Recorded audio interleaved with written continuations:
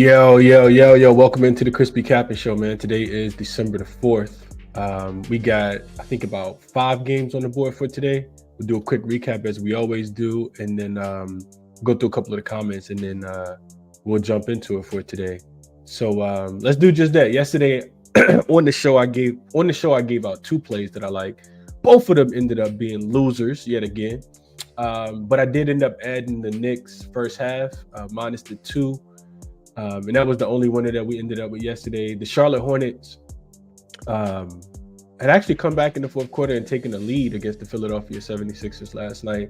I think it was, it don't matter who it was, but I think it might have been like Josh Green, I think, threw the ball in down 4. They give up a layup. They had the ball with 9 seconds left and still find a way to lose the game by 6. They were down 4. Still find a way to end up losing the game. And then Dylan Brooke poked the bear last night. Woke De'Aaron Fox up in that second quarter for people that were watching. Sacramento goes on a humongous run. They end up winning the game outright. Houston, I guess, can't be trusted on the road. Just when you thought you could lay points with them on the road, they can't be trusted on the road. So 1 and 2 day yesterday for myself. Got to get back to winning here soon. Don't really love the slate today, but we'll go through it. So that was my quick recap. What up, Green Beam? Winner Life says, good morning, winners. What up, Mark? G. Hurd says, good morning. I'm calling the Charlotte game a bad beat from last night. I think at least 4 people in the chat can make that inbounds pass. Yeah, you could just kind of tell they wanted to force the ball to Brandon Miller, and Yabusele was just sitting on it. And it won't even just that they were sitting on it, is that he's sitting on it so bad that it was a pick 6. Because you could just run the clock out if you feel it. You don't even have to go down there and score. It's not like cup play matters for Philly, but that's how it's been for me recently, man. It's been some fucking bad beats, man. But it is what it is, man. You live with it. It's a part of betting. What up, Fear Elite? Prolific says that Rocket Line felt like a trap, and it was. Halliburton unders didn't cash. What up, GLB Bets? Says got smoked in the NBA yesterday, losing 2 totals by a hook. That hurt. Yeah, it's like that though. Lingowick in here this morning. PZ in here this morning. What up, Markel? All right, we're gonna jump right into it for today. Cedric in here. What up to you? Brian, good morning to you. He says live bet Denver second quarter in fourth when they were down. I didn't even stay up and watch the rest of that game, but I did see that they won by 4. They were laying 5, so Denver still can't cover a spread. Morning, Killian. Shout out to Killian. I was just about to say this. He said that wire-to-wire was sweat-free. I needed that. So I actually was looking into that a little bit more. I saw like plus 169 on DraftKings. So I did shout this out yesterday. Killian put this in the comment section. It was just for OKC and Cleveland to be winning at the end of every quarter yesterday.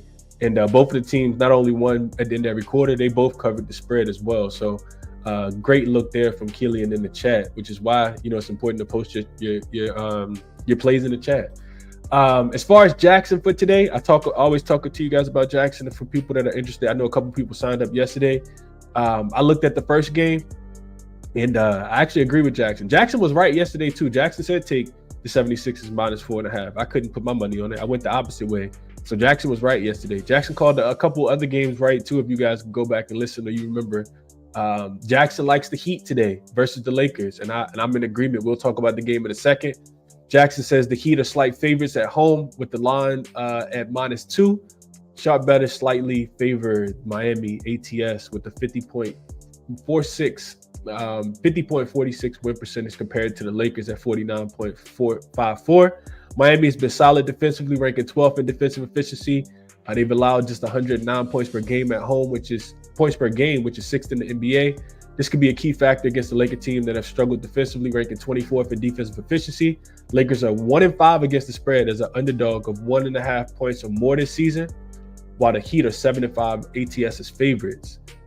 Jimmy Butler and Kevin Love returning could be impactful. Anthony Davis is probable for the Lakers. If Butler plays, Miami chances improves significantly. And then talks about where you can grab the bet. jaXon also likes the over 216. It says both teams have trends that lean towards the over. The Lakers have gone over in 71.4% of their games this season when the total is set at 217 or lower. the Heat have gone over 57.9% of their games under similar conditions. The combined average points scored between both teams is 222, and their combined average points allowed is 224. So both above the total line. Miami's reliance on three-point shooting, 9th in the NBA, and three-point shots made per game, and the Lakers' poor perimeter defense, 21st in opponent three-point shooting, could lead to a higher scoring game. So I got the odds where you can get the best numbers at as well. I always talk, and then it also talks about Lakers transition defense, Miami three-point shooting a little bit more, Lakers poor rim defense. It's a lot of, just it breaks the game down for you so you don't have to do it. And that's what I always talk about. So check jaXon out if you guys are interested. There is a 50% promo code in the description of the video. Let's jump into the first game on the board. Well, actually, hold on. Let's make sure I put this in order. I thought the Lakers were the first game on the board. Maybe they are not. Let's double check it real quick. Actually, this should not be the first game on the board.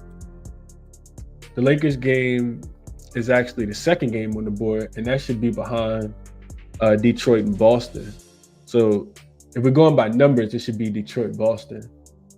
So we'll go in order. We'll go Detroit, Boston first. This is the 525, 526 game. Well, actually, Orlando, Philly should be first because they're 523, 524. So we'll get this in order. All of these games start super early, so it don't really matter the order. I just like to be organized. So we'll go Orlando, Philly first. We'll start here. Then we'll get to all the games though. We'll do it pretty quickly as well. I don't have burning thoughts on a lot of them, but let's go Orlando and 76ers. So real quick, I do want to shout this out real quick just before we get started. We got a couple unrested teams off cup wins, and those have been phased so far this season. So if you have won a cup game and you're unrested, 7-11 straight up this season, 5-13 against the number. Teams only covering 27.8% of the time off a cup win if they're unrested in their next game. Actually, only 1-10 against the number in the last 11 instances this season as well. That says to fade the Bucks, the Clippers, and the 76ers today. And that's one of the reasons why I wanted to shout this one out. So take with that information what you want, but I wanted to make sure I shared that. So let's get into Orlando and Philly. This line opened 2.5 last night in favor of the Orlando Magic as a short road favorite. The total was set at 204.5, and the total has actually come up to 208.5. I see 209s as well. And a little bit of money has come in on Orlando to push this from 2.5 up to 3. I see 3.5 as well. And I kind of feel like I didn't really look too deeply into it, but I kind of feel like Orlando is the right side. I'm going to pull up Moneyballer real quick just to kind of help me cap the game. Don't have burning thoughts on this game, but I guess I'll start with the injury report. Very quickly, we got I'm just more so looking for the Orlando side. I know what it is with Philly. Orlando, I think Gogo Batadze is listed as questionable. He did miss the game last night against in New York. So Gogo Batadze is out. You got a young Orlando team traveling from New York to Philly after getting smoked last night against the New York Knicks. So I think they'll be motivated in this spot. On the Philly side, Embiid, Coach Nick Nurse said that Embiid, he doubts that he'll play. He hasn't been officially ruled out, and PG hasn't been officially ruled out either. They asked him if about his status for the game tonight. He says, "quote I want to play. I'm a little sore, so I'll see how I feel in the morning, but 100% want to play, especially with how we're playing right now. Absolutely." End quote. So Paul George wants to play on the second leg of a back-to-back. He played great last night. He had 29 points in Charlotte. Hit some big shots. Played really, really well. I'm of the mindset that I don't think that he's going to play. If he does play, I'm not sure how much I know it matters a lot because Philly struggles offensively. I just kind of feel like Orlando is the right side in the game. They already beat Philly early this season. They beat them 98 to 86 as a 2.5-point favorite back on November the 15th. That game went under the 209.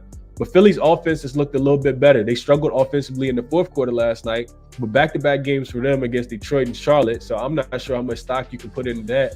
Because remember, when they played Detroit, they didn't have Cade Cunningham. And last night, of course, Charlotte doesn't have LaMelo either. So I feel like you kind of, like overthinking it a little bit. I feel like even though Philly's been playing better recently, it has been against two of the worst rosters in the NBA, in my opinion, with Detroit being on the second leg of a back-to-back with no Cade Cunningham and no LaMelo last night. So I think Orlando is the right side.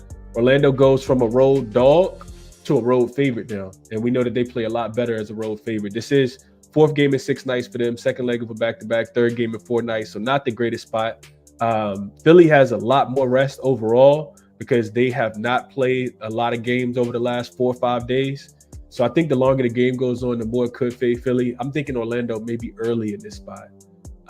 Maybe Orlando early.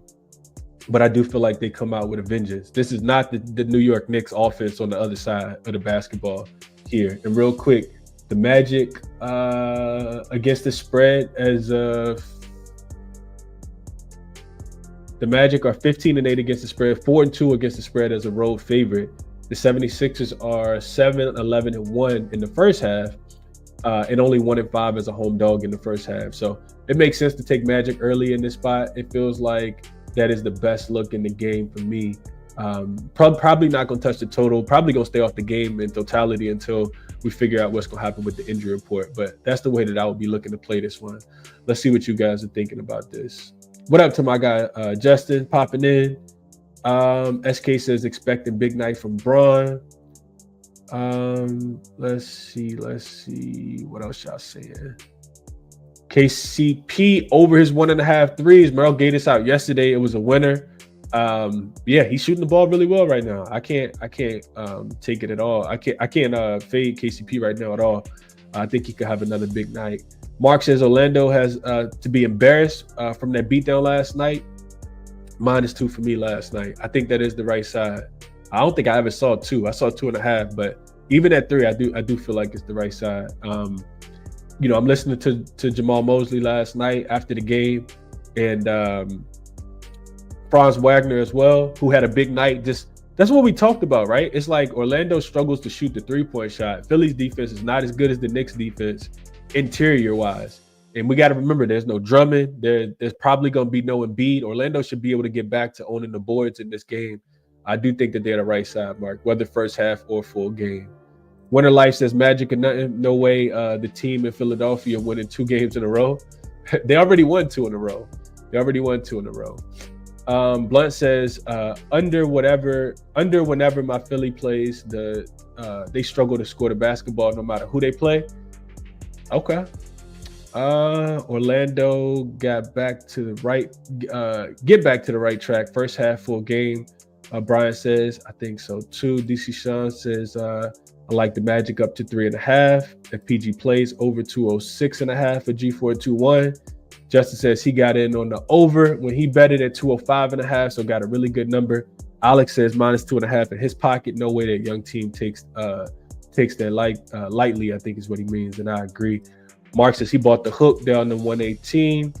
I agree with all that. Agree with that. Seems like everybody likes Orlando to bounce back, and I do think that their light year is better than this Philadelphia 76ers team. And the other thing, I failed to mention this, but if we just go in, because they were losing at one point they were losing by 30 last night to the Knicks. But if we go in real quick and just look at they update this quick. If we go in and just, this last thing I'll do real quick and we move over to the next game. If we just go in and look at I didn't do this last night, but they're a young team, so I wasn't thinking that people were gonna rest anyway. But if you look at the minutes, Franz played 39, Jalen Suggs also played 39, but outside of that, the rest of the starters only played 27 or less. So yeah, I think they bring it in this spot, and you could potentially get Gogo Batadze back, who was ruled out pregame last night. So yeah, I agree with the chat here. I think we're all in agreement here.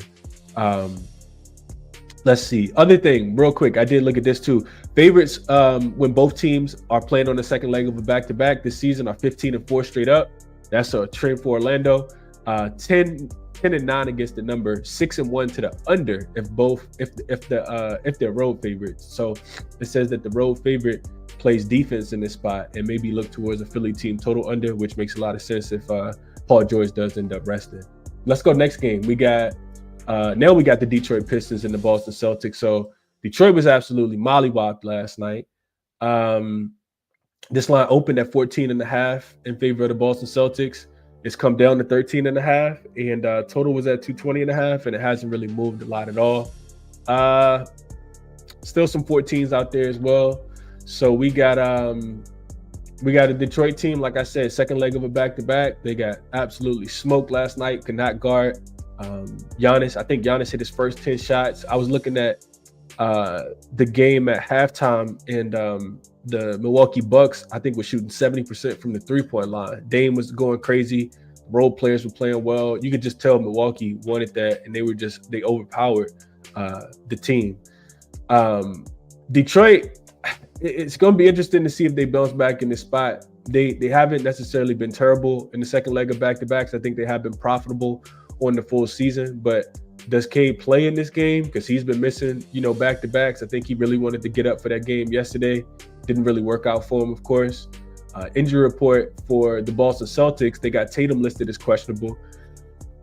Tatum's been on the injury report a lot this season. He hasn't missed a game yet, I don't think, though.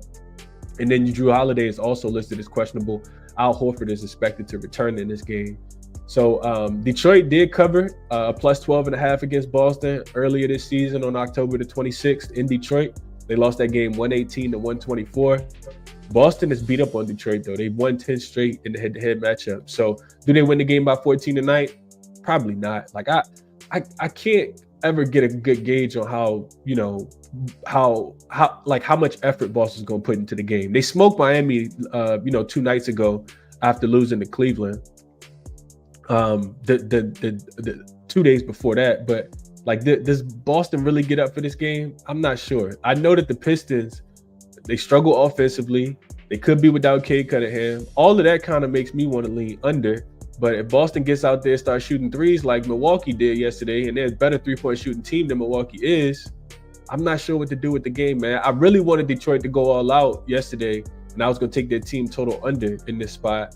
Or I was just going to look at fading them and laying a big number like this with Boston. But Boston plays with their food a little bit too much for me. We know that they don't consistently cover, especially when they're, home favorites coming off a big win against the Miami Heat the other day. So if we look at the Celtics, they are only, let's see real quick. The Celtics are, if I can get this to load, maybe. Okay. Celtics are 9-12 against the spread. And if they're double-digit home favorite, they've only covered one of the 4 meetings so far this season. They're 3-1 to the over in this spot. Only cover that they got actually came against the Clippers. They lost as a double-digit favorite against the Nets, against the Hawks, and against the Raptors. So as hard as it is to take Detroit, especially off of that big letdown, I guess I would be kind of leaning in their direction. Not a game that I played, though. Let's see what you guys are thinking about this one. We'll keep it moving. Justin says that blowout cost me Cade points, rebounds, and assists. Merrill says he likes Jaden Ivey over his 7.5 rebounds and assists. Alex says Malik Beasley decided to take the night off. Merrill says he'll take Cade in the bounce back spot, taking his points, rebounds, and assists again. Brian says Boston trifecta and team total over. First half full game for them. Dame, we haven't gotten to that game yet. Mark says I was on Detroit +4 last night. Ouch. Maybe Boston first half. Maybe stay away. Yeah, I could.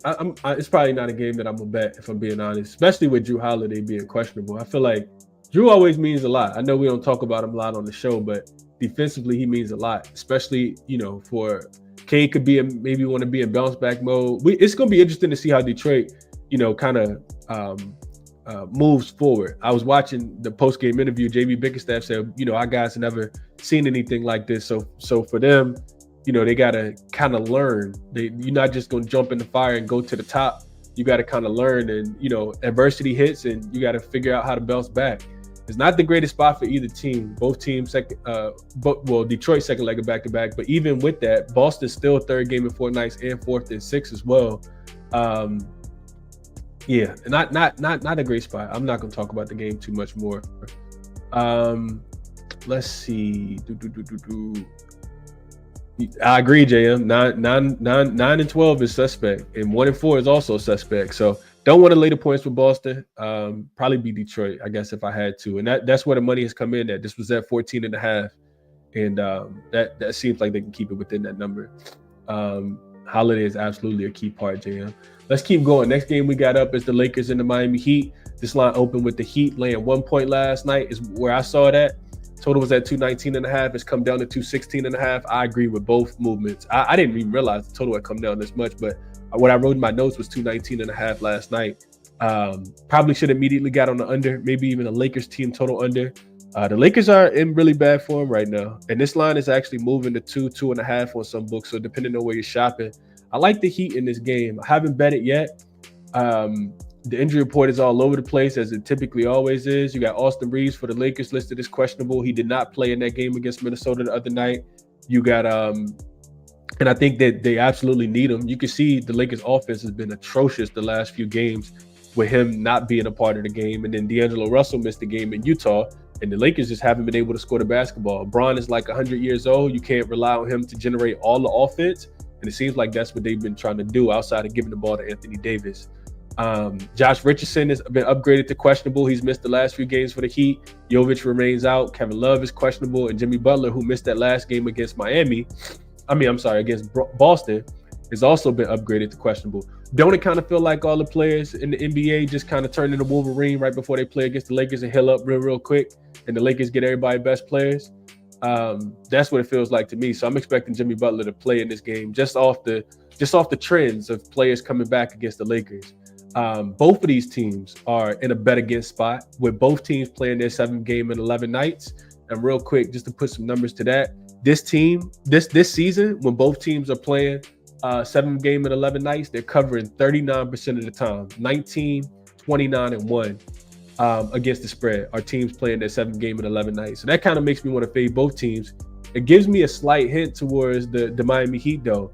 And for the Lakers, this is a 3rd straight road game. They play 6 straight unders, which makes sense because they're a team that relies heavily on older LeBron James to generate a lot of their offense. They played a bunch of games recently.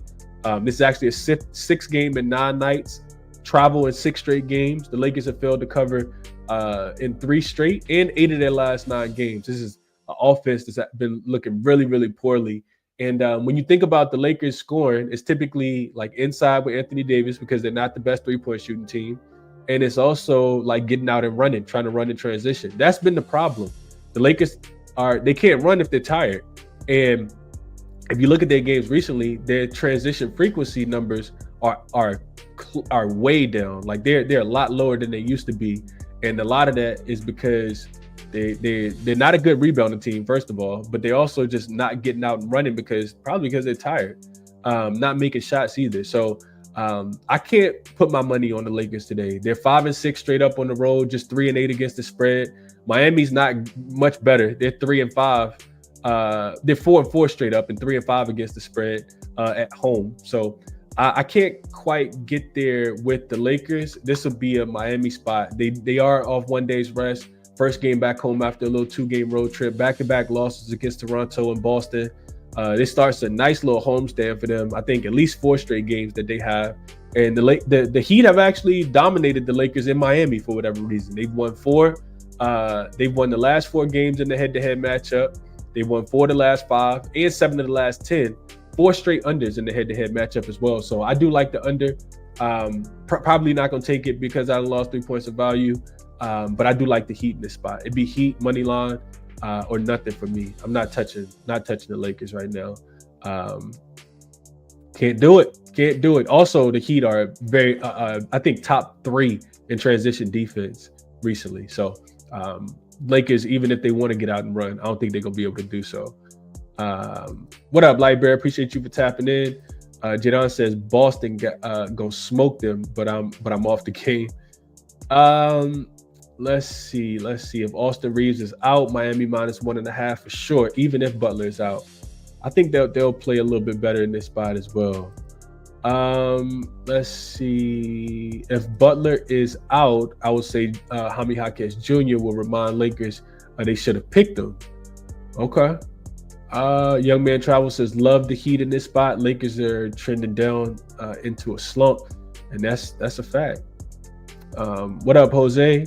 Hero threes. Lakers are tied. Lakers are tired, I think is what G421 says. Yeah, and I bet on Anthony Edwards threes last game. He didn't even shoot any. So yeah, I can see Tyler Hero having a big game though. Like, who the Lakers got to stop him? Nobody. Let's keep going. Next game up, we got Pacers in Brooklyn. So Pacers have been god awful recently, right? But they did open as a 1.5 point favorite, and somebody out there is putting their hard-earned money on the Pacers. This line has moved from 1.5 to 2.5 now. No more 1.5s on the board. Total open 226.5. It's about the same. I see 227. I also see 226. I see 226.5. So shop around for the best number if you're looking. This is another scenario.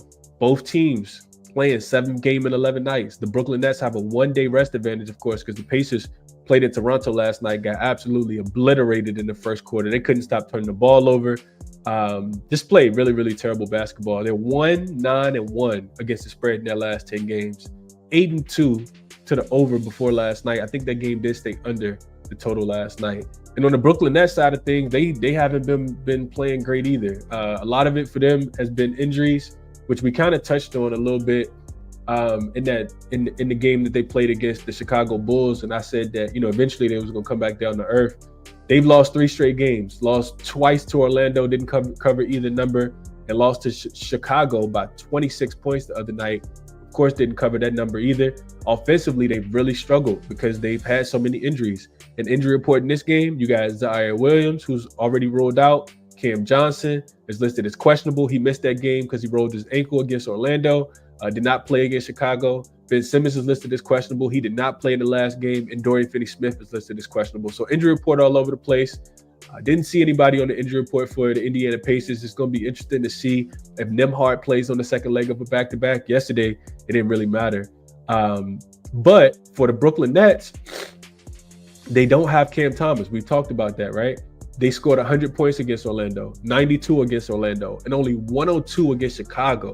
So when you're scoring 102 points against Chicago, I mean, that lets you know all you need to know. Like, this is not a great offense right now. I know nobody is going to want the Pacers today. I kind of feel like the Pacers, this is the bounce back spot for them. They've actually covered 8 of the last 10 matchups in the head-to-head. Maybe you wait, see what happens with Cam Johnson or Ben Simmons. But if you think that those guys are going to be out, you probably want to jump on Indiana now. I just don't think Brooklyn has enough offense. I think the Pacers eventually are going to wake up, and I would look towards the Pacers in this game. It's not a lot to really back it because they've been so poor. I think they have double-digit road losses now. First team to do that so far this season. Not the greatest spot, but eventually I feel like they're going to have to get one. So it'd be Pacers in this spot or nothing for me here, just based on the urgency that they need to win a game. 9-13, not gonna cut it. 7-14-1, not gonna cut it against the number. Only 2-10 on the road so far, not gonna cut it. So I know Brooklyn is at home with a day's rest, but if they're down players, I think the Pacers finally get off the snide here and get a win after losing 3 straight games against Detroit, Memphis, and Toronto last night. So we'll see how it goes. If Ben Simmons doesn't play, I think we got to look towards Dennis Schroeder assists as well. His assist number is 6.5. If he does, that's a number that he's actually going up and over in 5 of his last 6 games. I think he'll have much more opportunities, of course, if Ben Simmons doesn't play. He's coming off a game where they only scored 102 points against Chicago. He still had 10 assists in that game, and they got blown out. He had 10 assists 2 nights ago against Chicago. So should be a bunch of assist opportunities there. I would be looking towards Schroeder or his assist prop in this game. Let's see what you guys are thinking here.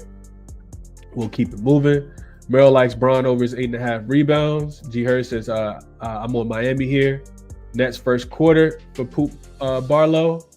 GLB Bet says, this season rested home dogs coming off a loss on the road as a dog are 20-8. Says take the Nets. Pacers 1-4 as road favorites too. Yeah. He said, oh, same thing. Okay. Yeah, so that's a good spot for Brooklyn. I just don't know if I can do it based on the injuries. No, if Cam Johnson and Ben Simmons are out, and Dorian Finney-Smith with no Zaire Williams and Cam Thomas, like it's difficult to put your money on Brooklyn. Cardio Halliburton showing up on the road yesterday. He had 30 last night. He did have 30. Siakam over his 1.5 threes. I'm glad you mentioned this, Merrill. Siakam was the guy last night for the Pacers who went back to Toronto but never really got off the plane. He played terrible last night. Even picked up a technical foul late. Finished the game with 13 points, so 4 for 13 shooting. Had 6 fouls. Fouled out, only had 6 rebounds. He was a minus 22. Worst plus minus on the floor last night was Pascal Siakam. I woke up this morning, was listening to some Indiana Pacers like beat writers podcasts on YouTube, and they would talk about how bad Siakam was. I do expect Siakam to play a lot better tonight, so I'll probably be looking towards some Siakam plays as well. Mark says, I'm on the Pacers -2. Yeah, I think the Pacers the right side tonight, Mark. Sometimes you got to get it out the mud and it's going to be ugly. Pacers should win by 6. Alex says, I'm sadly on the Pacers money line in this game.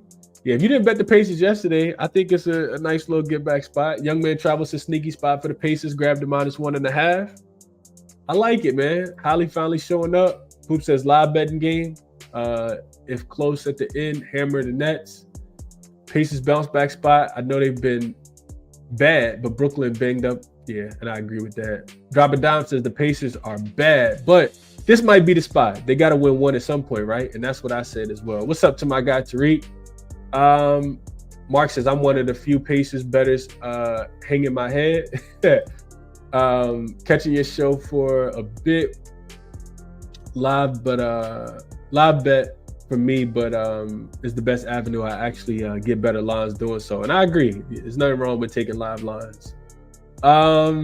Pacers -4.5 if everyone is out for Brooklyn. Yeah, might want to get on that number early, but we'll see what happens. Brooklyn has been feisty.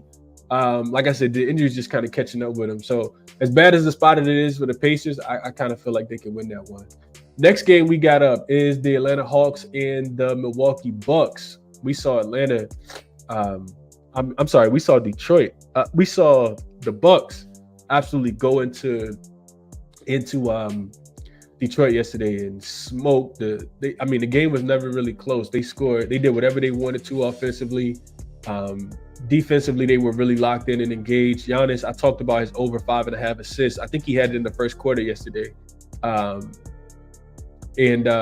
Dame, I talked about, Dame not having a big assist night. I was right about that too. I should have played it because he didn't get his assist prop. I thought he would be a little bit more locked in offensively, and that's what we saw yesterday. So you got an Atlanta team. Real quick injury report. I'm of the mindset that everybody's going to play for the Bucks, but we could see Giannis potentially be ruled out. Like, this is not like after the Cup game, I talked about it. Teams don't typically cover with no rest after the Cup game. So it kind of lines up well. You got Trae Young listed as game time decision. He is probable, I want to say. Yeah, he's probable right Achilles tendonitis, but I mean, he just had like 15 assists against the Pelicans the other day. So pretty sure he's going to play. Outside of that, pretty clean injury report for the Atlanta side. Milwaukee, same thing. I know Chris Middleton hasn't returned yet, but he is very, very close to returning. Chris Middleton should be playing soon. So Atlanta quietly have won 4 straight. They're back to 11-11 on the season overall in a straight up matter. And now you get them as road dogs here. I kind of feel like Atlanta could win this game outright. I really, really do. The Bucks, second leg of a back-to-back. They've actually won 6 games in a row now. I think it might be 7. They got the Celtics on deck, so potential look-ahead spot, maybe. Coming off the big Cup win. The Bucks are they're actually 0-4 against the spread on the second leg of back-to-back games so far this season. In Atlanta, they're actually 5-0 to the over if they're playing with more rest than their opponent this season. So that tells me that Atlanta wants to play fast. I know the Bucks haven't been playing as fast, and they probably want to slow down on the second leg of a back-to-back. But I kind of feel like Atlanta is live to win this game, man. Milwaukee has won back-to-back games in the head-to-head matchup versus Atlanta. They've won 3 of the last 4, and 2 straight games have actually gone up and over the total, the last 2 that were played between the 2 teams. I know that this is a pretty high total, and the total's coming down. I kind of feel like Atlanta is the right side. I want to grab Atlanta plus 4.5 as the line continues to move. This was at 3.5. Money's coming in on the Bucks in this spot. I don't think I agree with it. I think Atlanta is live. If you want Atlanta, remember, you always want to take them. You don't really want to lay too many points, even though they did cover against the Pelicans. They were laying 9.5, and they covered late in that game because they were losing. They didn't cover the first quarter or first half, but they ended up winning the game by 12. If you want Atlanta, you typically want to take them as dogs, and they got the major rest advantage. You got a potential letdown spot for the Bucks here, being that they will play against Orlando, I think, in the Cup game. I think it's an Atlanta spot. I'll be looking towards them plus the points or potential team total over here. Maybe some what's the kid name? Jalen Johnson props for him to go up and over. Trae Young assists, I think, are probably live in this game as well. Let's see what you guys are thinking about it. I still got to do a little bit more work on this game. Got to be over. Maybe an Atlanta team total over, Mark. I agree. I definitely agree with this comment. Merrill says Dame under 33.5 points and assists in this spot, but over his 3.5 rebounds. Interested to know why you like that. Merrill says he taking Capella up and over his 9.5 rebounds here. Atlanta team total is 115.5, 116 for Atlanta. I think that they can get there. The Bucks team total is 119.5. I'm pretty sure they can get there too. Shasta says he grabbed the 4 last night with the Bucks. Blunt says Hawks gonna try to run tonight versus the Bucks, with the Bucks being on the back-to-back, but I'm backing the Bucks just because they've been playing so well. Hawks are a fade more times than not, though. The rest advantage, I kind of feel like I said, I got a little bit more work to do if I'm being honest with you guys. DeAndre Hunter over his 3.5 rebounds. Young man Travel says the South got something to say. Grab the Hawks money line. AJ Green over his 6.5 points. And I don't think that injury has anything to do with anything. I agree with you here. Atlanta as a dog, I'm more comfortable backing. That's what I said, Coop. I said the same thing. What up, Brian? He says Heat money line, my only play today. I like it. I like it a lot. There we go. I knew Jalen Johnson was going to pop up sooner or later. Over 23.5 points and assists. I think it's cashed like 9 or 10 straight games. Why not? Why not?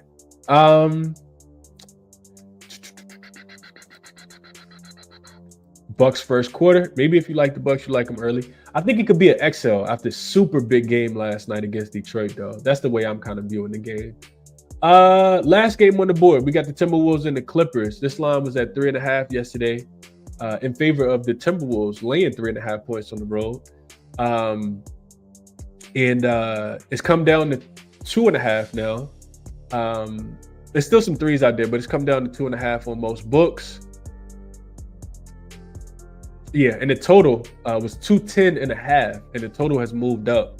This total is on the move. It's up to 213, 212.5. It looked like it's consensus, but it was at 211.5 when I made the graphics early this morning. Man, the Clippers are playing really good basketball. So let's go injury report real quick. Timberwolves are healthy. Rob Dillingham is listed as out. Joe Ingles, he hasn't played in a while. He's listed as out. On the Clippers side of things, Trey Mann is on the injury report. He sustained a fractured middle finger in Tuesday night's loss. I didn't stay up and watch the end of this game last night, in all transparency. So you potentially don't have Terrence Mann. I'm pretty sure fractured finger. He's probably out. I also see Kevin Porter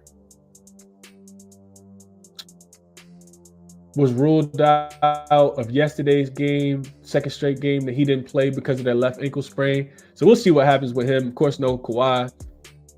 PJ Tucker hasn't been with the team. Blase. But they did get Norman Powell back 2 games ago. He's looked excellent. Norman Powell shooting that 3-point ball. I think he had 30 last night. I want to say he had close to 30 against the Denver Nuggets the other day as well in his second game back. Minnesota, back-to-back wins after Ant called the team out last week. They've done it defensively with back-to-back unders. They gave up just 80 points to the Lakers. They gave up 92 points against the Clippers. So when these two teams played the other day, and they got a big game against Golden State on Friday. You look at the Clippers. I know that they've been, winning and covering. They're 14-9 straight up. They've been one of the better ATS teams, especially as a dog this season. Real quick, let me put some numbers to that. I just know it off the top of my head, but the Clippers have actually been really, really good as dogs. And they're coming off a big win last night. They needed that game for cup purposes as well. I want to say, did the Clippers get in? I want to say they got in last night. But the Clippers as a dog this season is typically where you want to buy in on the Clippers. They are 9-5-1 against the spread as a dog. And if you don't play them first for the full game, play them early. As a home dog, 5-2 against the spread, 4-3 against the number. And they've won and covered 4 straight in this spot. They beat the Warriors outright, the Magic outright, the Knicks outright. I'm sorry, the Warriors, the Magic, the Kings, and the Nuggets outright in this spot as a home dog. But this is the 7th game in 11 nights for them as well. They're playing a third straight home game, so I guess that makes it a little bit better. Second leg of a back-to-back, of course. They're 8-2 against the spread. Well, 9-1 against the spread in their last 10 games. And 8-2 straight up. They actually don't play again until Sunday versus Houston as well. And that game is at home, so they don't have any travel. All of that kind of sets up, especially with them blowing out Portland the way that they did last night, kind of sets up for them to be competitive in this game. I'm not ready to put my money on Minnesota, even though they are coming off back-to-back wins. So you got the quick revenge spot as well. Minnesota has owned the head-to-head matchup. They won 8 of the last 10 against the Clippers, and they just beat them. They just played last week, and they won that game 93-92 in Minnesota. They were laying 6.5 points. They didn't cover the spread, and that game went under the 212.5 as well. And of course, that was the game I think that was the last game that Norman Powell didn't play in. So just some things to kind of take into consideration. I was hoping that the game last night was a barn burner against with Portland, so I could jump on Minnesota in this spot. But with the revenge, with the Clippers not playing again until Sunday, it kind of feels like the Clippers can keep this game close. Maybe first quarter, first half. I know that they've been excellent in the first half, in the first quarter at home. I'll put some numbers to that. But I'm just looking at the minutes last night. None of the starters played more than 32. James Harden played 32 minutes. And they're just a well-balanced machine. They got a bunch of guys that can come off the bench and contribute. When you think about Nicholas Batum, Bones Hollis, Terrence Mann. Last night it was Amir Coffey who had 19 points off the bench. Jordan Miller added 14. I know that the Timberwolves are playing a little bit better defensively, but this is a quick revenge spot. So maybe Clippers first half is the way that I would play this game. But I need to look into it a little bit more, if I'm being honest with you guys. Because I fell asleep and I was so locked into the Cup games last night, I didn't get a chance to get all my work done this morning the way that I want to. Let's go through a couple of the comments real quick, and then I'll look at this game from a money baller perspective. All right, so Stevie Best says, I'm on the Hawks. Smokey Best says, I'm on the Hawks plus 4.5. Horrible spot for the Bucks, and I agree with that. Hunter over his 14.5 points. He's been on a tear lately for Atlanta. I grabbed the Clippers on the money line. Sean says, a lot of back and forth here. Merrill says, Zubac over his 26.5 points, rebounds, and assists. Clippers money line. I'm buying the Clippers hype. Blunt says, okay. Conley over his 2.5 rebounds. Mark says he got under 212.5. Check money baller. Yeah, I knew this was a spot for the under. I'm not playing overs with a team playing their 7th game in 11 nights. That's just, it's under or nothing for me, Mark. So I'm right there with you. Right there with you here. Do we buy into the Timberwolves being a little bit better defensively over their last few games? Let's see. So the Clippers are 6-1 against the spread as a home dog in the first half. 6-1 is not something that I really want to bet against, especially with the Timberwolves not playing a road game in quite a while. They was at the crib for a while. I know that they got the rest advantage, but like I said, the Clippers don't play again until Sunday, and the whole rest of the week off. And you're coming off a blowout win where you didn't have to play big minutes.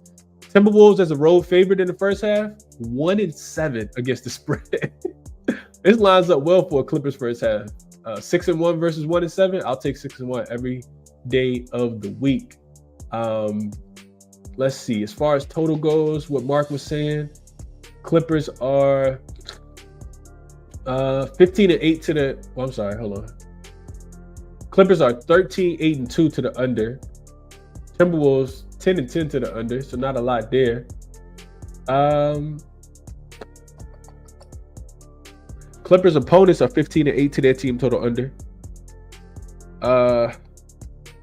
Timberwolves is road favorites. Opponents are 7-1 to their team total over. So Timberwolves defense hasn't been as good on the road. Timberwolves are also 0-5 against the spread as a favorite of 2.5 to 7, because they were laying, I think, 7.5 against the Lakers in that last game. That line kind of got outrageous.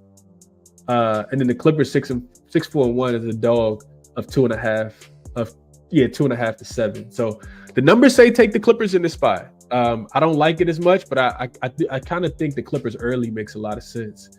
Brian says Clippers plus 2.5 at home, get it done. Derek Jones Jr. overs 3.5 rebounds. Clippers revenge spot at the house. Wolves suck, Scott says. Clippers money line. What up, Dad? He says, what's up, gang? How we feeling after that brutal day? He says he likes Zoo over 10.5 rebounds. Let's go. Zubac's been a rebounding machine. Could not talk you off. He has a Timberwolves turn the ball over a lot as well. That's the other thing that you don't really like with the Timberwolves. Zubac it's gonna be him and Rudy Gobert battling it out tonight. See how that goes. Norman Powell didn't play. He did not play in that game. I agree with that. Young man Travis says catch the Clippers last night, running it back. Timberwolves aren't that good in my opinion. They had a couple good wins, but we'll see how it goes. What up, Can't Stop? Gobert double-double, 10 plus points and 11 rebounds, Scott says. No idea. But I know Gobert's been eating, though. He has been playing a little bit better. John says Clippers have the rest of the week off. Revenge spot at the house, back-to-back, but no travel. They didn't play long last night at all. All signs tell us Clips or nothing. Yeah, I think I like Clips early a little bit more than I like them late. Just in case they do run out of gas, they probably won't, but just in case they do run out of gas, I think the safer play is probably Clips early. I like Orlando early too, so let's get into a quick recap. If I'm betting today, I'm betting Orlando first half. Orlando full game makes a ton of sense as well, but Orlando first half, I do like the Clips. After looking at that 6-1 trend versus that 1-7 trend, Clips first half makes a ton of sense. I do like Miami a lot as well. If I'm playing Miami, I'm probably doing it on the money line. Don't trust them laying too many points, but you can get Miami on the money line right now.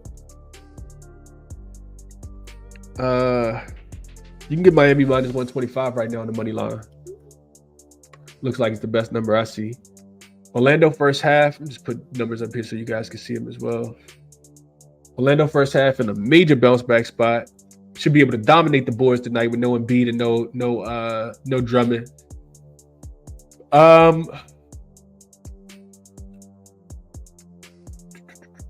Orlando is minus 1.5 is the best number you can get in the first half. And then Clippers first half, you can get a plus 1.5 with the Clippers in the first half. I like that. I like that a lot.